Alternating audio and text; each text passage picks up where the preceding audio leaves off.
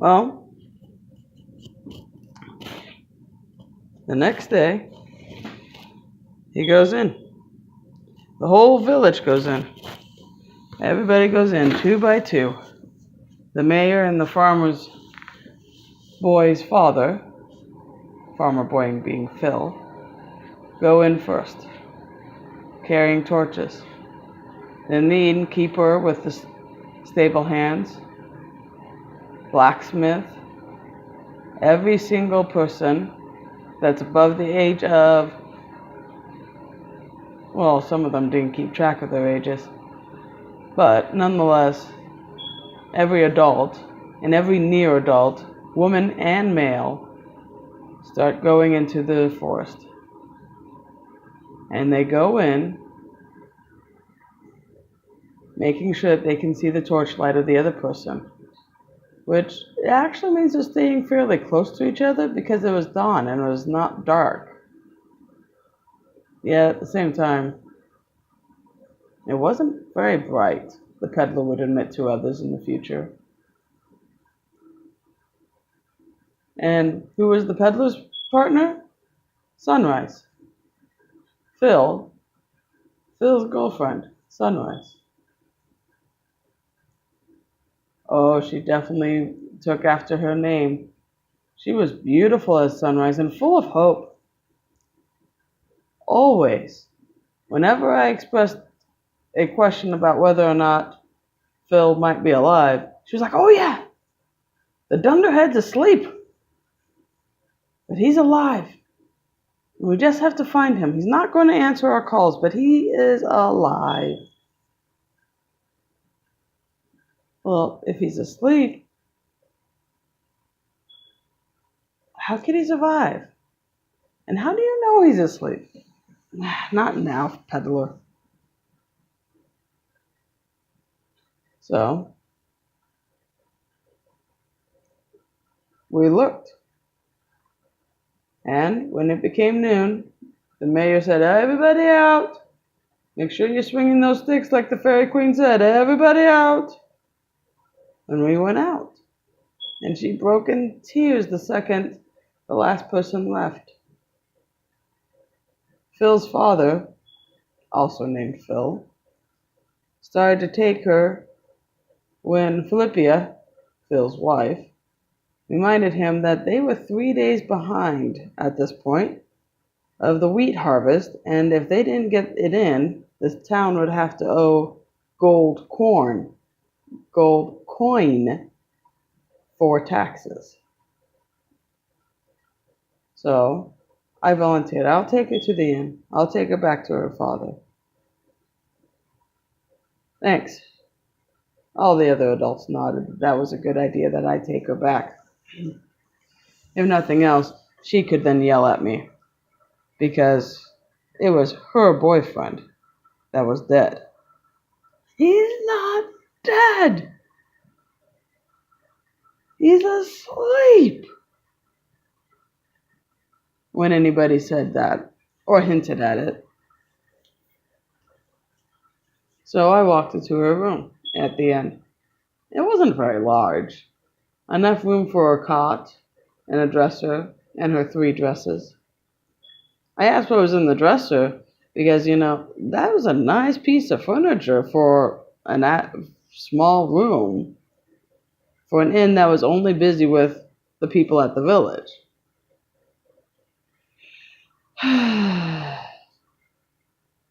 "Okay.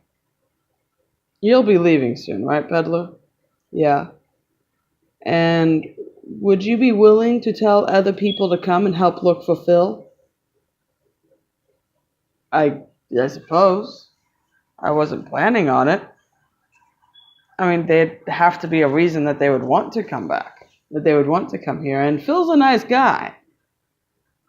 But you're talking about other villages that are also concerned about the dire forest. They would need an immediate thing. Would my endowment be enough to entice people to come?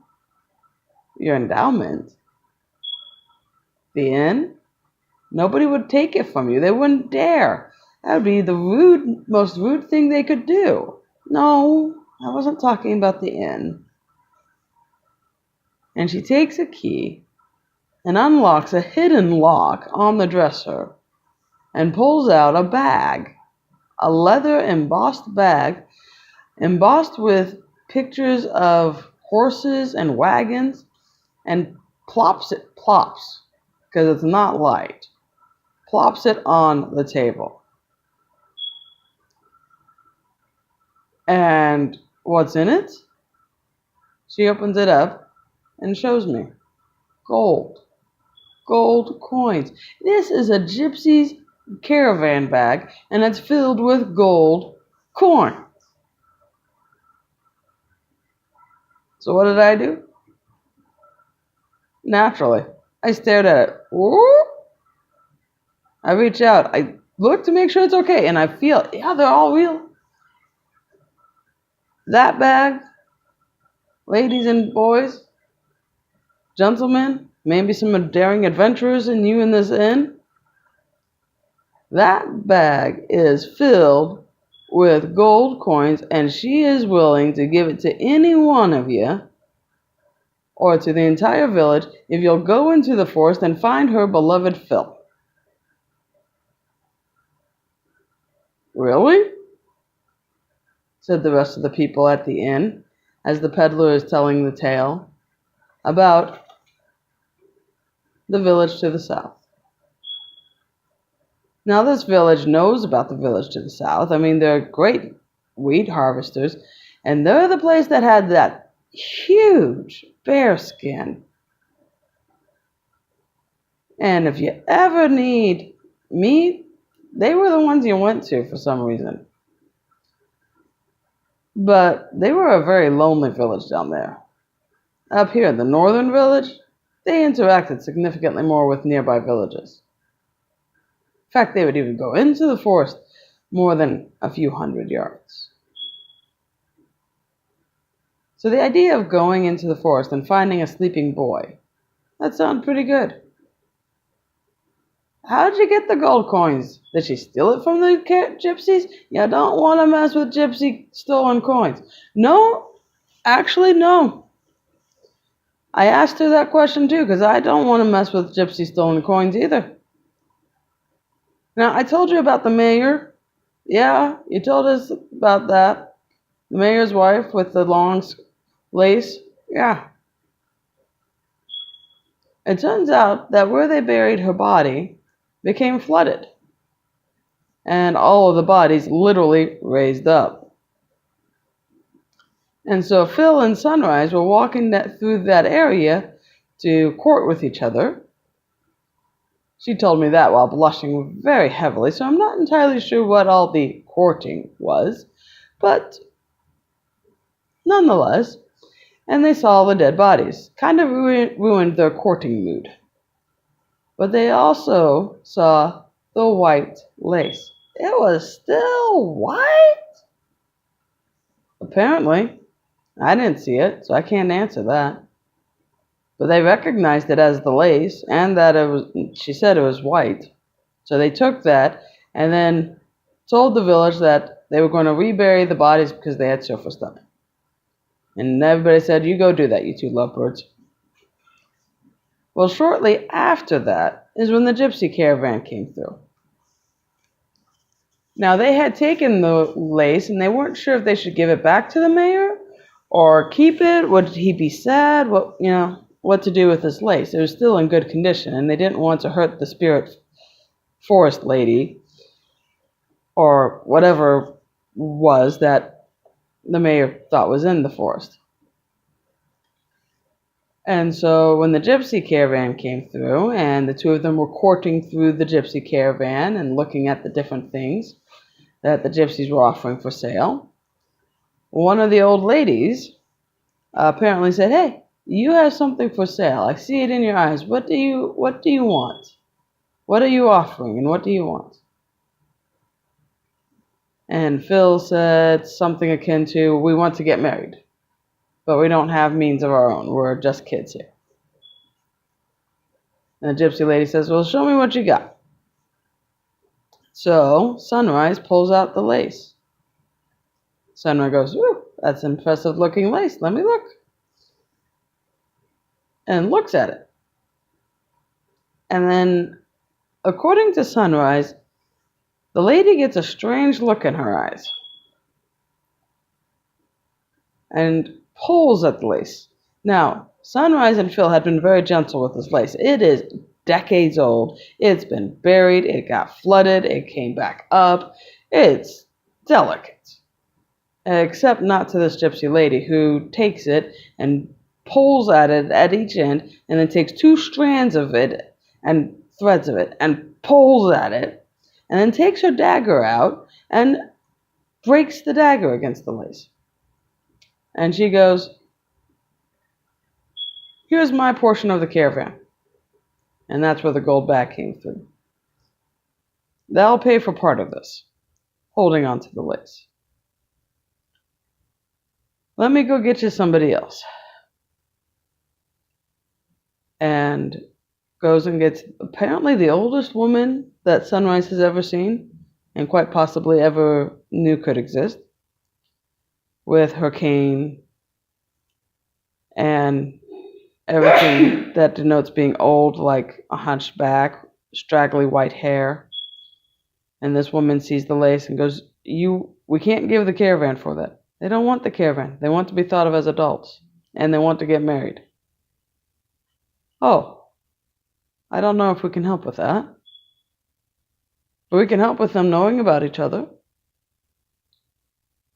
And Phil chooses a ring out of a bunch of necklace stuff, and the old lady gives a heart pendant.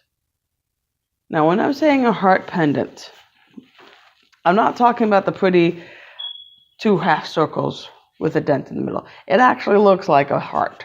Like if you took the heart out of a person and miniaturized it, that's what it looks like. And said, "This is yours. You will always know whether he's alive or not. You will always know whether he is exercising or under distress or just working hard or if he's relaxing and calm. For this will beat literally in time with his heart. And when it stops beating because he's dead, it will stop pulsating and it'll become black." And that's what Sunrise told me. And so she knew that Phil was alive because it wasn't black and it still pulsed. And I saw the pendant and it was pulsing. How fast was it pulsing? Well, Jack, it was pulsing slower than I've ever thought a heart could beat. You mean like this? No. Much closer to this is closer to the beat that it was pulsing at. Definitely alive, but definitely not moving very fast. "Okay, let me get this straight," says a man drinking his cups. "Sunrise has a bag of gold, a large bag of gold, a pendant, and is willing to give us the bag of gold in exchange to find her sleeping beauty." Yeah, that's right. And nobody in that village was willing to go, even though they knew that Phil had to be alive because of this necklace. Well, actually, the village didn't know that she had the necklace. In fact, she asked me to not tell anybody. "So why'd you tell us?" "Because it's too good of a story to not tell. And, to be honest, you need to know why she was so sure. So, if any of you are willing to go do it, I'll take you back to that village. actually, thinking about it, I'd be better off not going back to that village. But you guys can go back to that village. Why did you leave? Because I was politely informed that if I stayed another day, they were going to take all of my stuff and clothes and send me out on the street naked, and I would have better luck than Phil did in the forest. So I left. So I'm not getting any of that gold. But you guys, you've welcomed me, you've given me some drinks, you've done great trade with me, and I thought I would share that. Alright. Hey, whatever happened about the Queen's necklace that you were telling us about? It's still there. Just like I told you, there's a small rise in the middle of the forest. There's a hill there, and a river runs to the south of it. And apparently it's not able to have trees grown on that spot. And right in the plunk middle of it is where she left her necklace. Human size, because she had fairy magicked it to be small when she was wearing it, but otherwise it was a human-sized necklace. And a human-sized ring there. So, they're still waiting for somebody to go get it too. And I'll give you the flute, and make sure you know about having a stick. Also, so that's closer to the middle of the forest. I'm older. I'm not risking it. I thought it was supposed to be a young man's journey, not young men, not one person. But apparently it's more dangerous than I thought, so I don't know if you want to go after it or not. Yeah. A bag of gold and our half our weight in gold, so if two of us go, it'd be one person's weight in gold. Yeah, we're going. Of course we're going to go. The peddler looked around the room a little bit more, smiling as other people said that, because he was going to get some gold too from this if they actually did it. Not as much as they would, but the Fairy Queen really wanted the message sent. And he noticed that there was one man sitting in the back of the room, drinking some water, dressed very nicely in black, shiny-ish pants with white hair, and his eyes were lowered. In fact, as soon as the peddler, thinking about it, he couldn't recall the guy's eye color at all, or having seen that guy's eyes. Came in with a big white hat and white shirt and black pants. Oh well. He was beginning to get strange ideas. It was late. It was time to go to bed.